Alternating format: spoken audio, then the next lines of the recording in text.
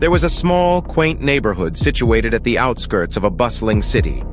The houses were old but well-maintained, with lush green gardens and white picket fences.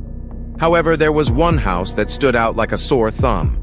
It was an old Victorian mansion that looked like it had seen better days.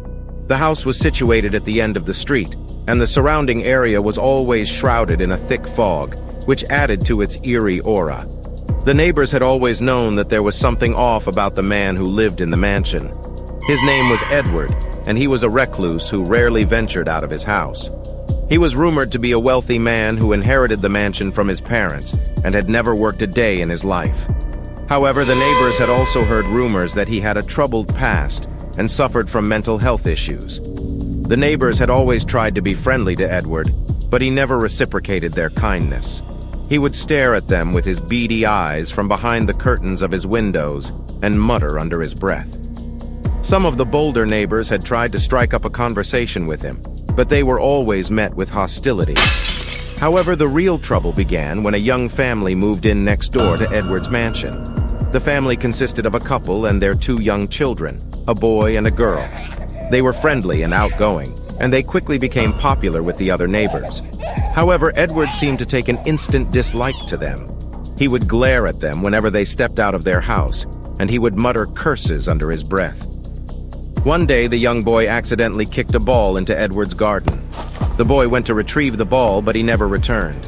His parents went to look for him and found him standing at the gates of Edward's mansion. He was staring up at the mansion with a vacant expression, and he wouldn't respond to their calls. The parents were horrified, and they quickly alerted the police. The police searched Edward's mansion, but they couldn't find any sign of the boy. However, they did find something even more disturbing. They found a room in the mansion that was filled with pictures of the young family. The pictures had been taken from various angles, and they had been spliced together to form a disturbing collage.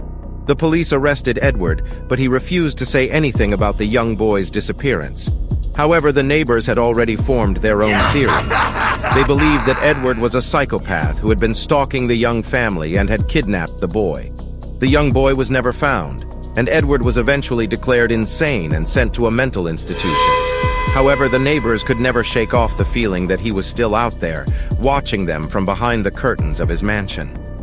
They would often hear strange noises coming from the mansion at night, and they would catch glimpses of Edward staring at them from his windows. The young family eventually moved away from the neighborhood, and the other neighbors soon followed suit. The once peaceful neighborhood was now a ghost town, with only the eerie mansion and its crazy occupant left behind. The mansion was eventually demolished, but the memories of the creepy, crazy neighbor would always haunt the former residents of the neighborhood. What would you have done? Would you still be alive to tell the tale? Let me know in the comment section below. Make sure to subscribe to always know which creatures may go bump in the night, and remember, no matter what, don't stay up after midnight.